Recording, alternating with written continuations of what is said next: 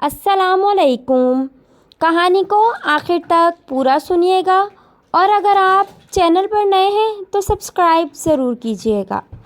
مجھے ایک لڑکے سے پیار تھا مگر اس کے گھر والے شادی کے لیے نہیں مان رہے تھے۔ ایک دن اس لڑکے نے مجھے کال کر کے کہا کہ میرے گھر والے رشتہ لے کر آ رہے ہیں، وہ تم سے جو بھی کہیں مان لینا۔ اس کا بڑا بھائی رشتہ لے کر آیا تو کہنے لگا ہماری شرط ہے لڑکی گھریلو ہو، اس لیے اگر آپ کی بیٹی جاب کرتی ہے تو چھوڑ دے۔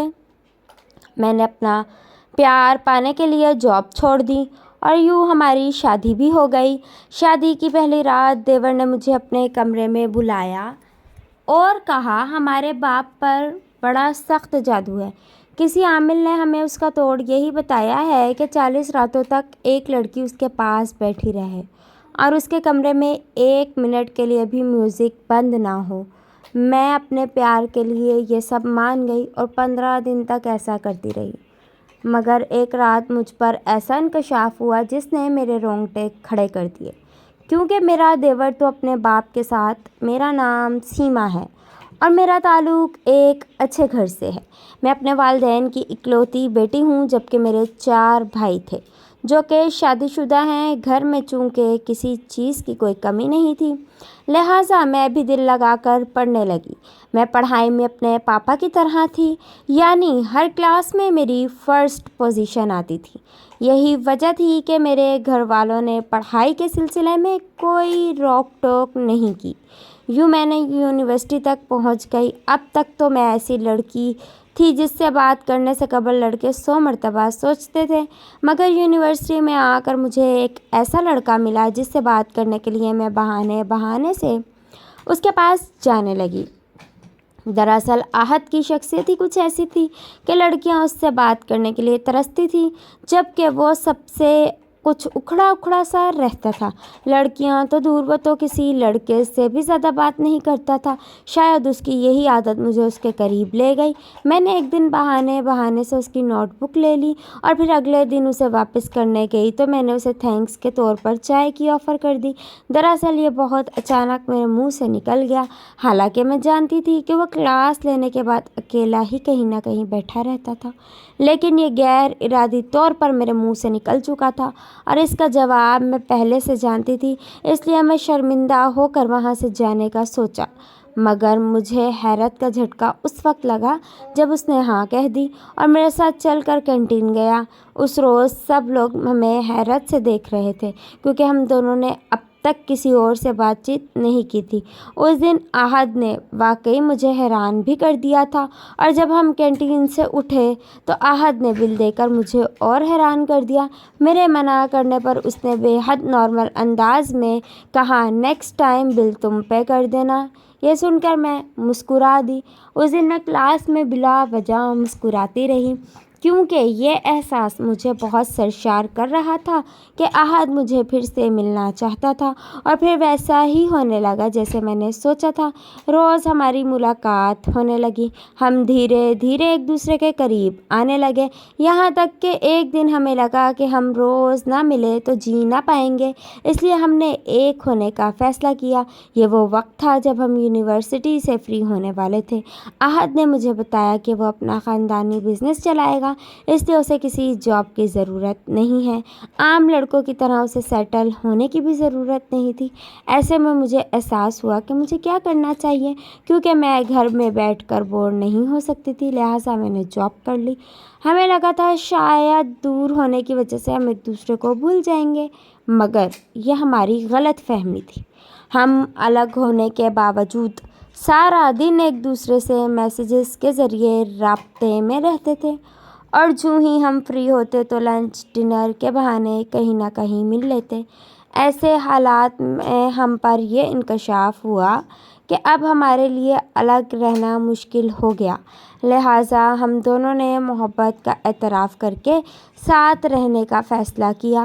مجھے یقین تھا کہ میری فیملی احد کو دیکھ کر فوراً شادی کے لیے مان جائے گی، مگر احد کو کچھ خدشات تھے۔ ایک دن جب ہم کسی ہوٹل میں کھانا کھا رہے تھے تب میں نے احد سے پوچھ لیا احد تمہارے گھر والے اس رشتے کے لیے کیوں نہیں مانیں گے؟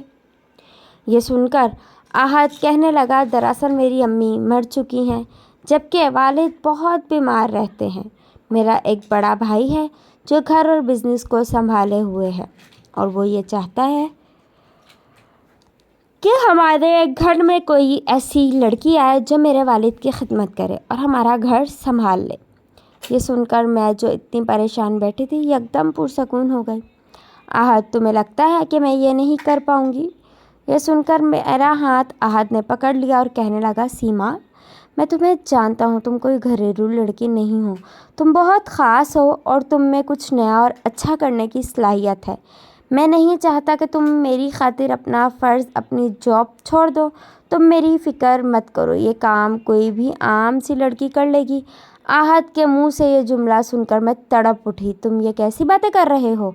तुम मेरी मोहब्बत हो, मैं तुम्हें देख देख कर जीती हूँ, मैं तुम्हारे बिना जीने का तसव्वुर भी नहीं कर सकती।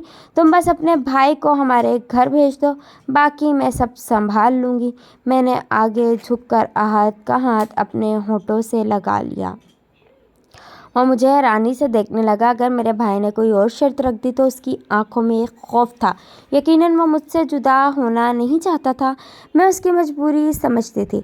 हम होटल से बाहर निकल आए। मैं सब संभाल लूँगी, मैंने उसे यकीन दिलाया तो उसने मेरा हाथ मजबूती से थाम लिया। मैंने सोच लिया था मैं अपने प्यार की खातिर सब कुछ करूँगी। फिर कुछ दिन बाद आहत का भाई हमारे घर आ गया और उसने मेरे घर वालों से मेरा हाथ मांग लिया, मगर उससे पहले उसने अपनी एक शर्त भी रख दी। उसने मेरे वालिदैन से कहा, मुझे आपकी बेटी पसंद है, अगर आज मेरा वालिद ठीक होता तो वह ये रिश्ता लेकर आता और मुझे ये बात ना करनी पड़ती। कैसी बात है? मेरा बाप ये सुनकर चौंक गया। आहत का भाई कहने लगा, हमारी शर्त है लड़की घरेलू हो, इसलिए अगर आपकी बेटी जॉब करती है तो छोड़ दे। ये सुनकर मेरे बाप ने मेरी तरफ देखा। मैंने सर हिला दिया, मैं जॉब छोड़ चुकी हूँ। ये सुनकर आहत का भाई खुश हो गया और कहने लगा, दरअसल हमारा वालिद बीमार है, मैं उसकी खिदमत के लिए अभी तक शादी नहीं की। मैंने रात दिन वालिद की खिदमत की, अपने छोटे भाई की अच्छी परवरिश की और अपने ख़ानदानी कारोबार को बढ़ाया। अब जबकि मेरा छोटा भाई शादी कर रहा है तो मैं ये चाहता हूँ कि उसकी बीवी भी मेरे बाप की खिदमत करे। ये सुनकर मैंने अपना सर झुका दिया। अगरचा मेरे घर वालों को मेरी जॉब छोड़ने पर एतराज़ था, मगर मैंने उन्हें मना लिया। जब हमारी शादी की तारीख़ रखी गई, आहत बहुत खुश था। मैं जानती थी कि वो भी मुझसे बहुत प्यार करता था, मगर वो अपने भाई की वजह से खामोश था। मैंने अपना प्यार पाने के लिए जॉब छोड़ दी और यूँ हमारी शादी हो गई। मुझे लगा कि अब सब कुछ ठीक हो जाएगा, मगर मुझे नहीं मालूम था कि आगे कई मुश्किलात मेरे सामने खड़ी थी। शादी की पहली रात देवर ने मुझे अपने कमरे में बुलाया और कहा, मैंने असल बात तुमसे छुपा ली थी और आहत को भी मना किया था कि यह बात तुम्हें शादी से पहले ना बता। मैं तुम्हें अब बता रहा हूँ कि हमारे बाप पर बड़ा जादू है। हम एक आमिल के पास गए तो उसने हमें बताया कि तुम्हारे वालिद पर बहुत सख्त जादू है और उसका तोड़ यही बताया है कि 40 रातों तक एक लड़की दुल्हन बनकर उसके पास बैठी रहे और उसके कमरे में 1 मिनट के लिए भी म्यूज़िक बंद ना हो। ये सुनकर तो मैं घबरा गई, जबकि आहत का भाई मुझे अजीब नज़रों से देख रहा था। उफ़, अब ये क्या नई मुसीबत है? मेरी नई नई शादी है, मैं दुल्हन बनकर अपने शौहर के पास बैठूं या फिर उनके वालिद के पास बैठकर ये अमल करूं? मैं तो सोच में ही पड़ गई। एक तरफ ये मुश्किल अमल था, जबकि दूसरी तरफ मेरा प्यार। मुझे इन दोनों में से किसी का एक का इंतखाब करना था। मैंने दिल में सोचा, ये बात मान जाती हूँ, कुछ दिनों की बात है, बाद में सब ठीक हो जाएगा, मैं और आहत साथ होंगे।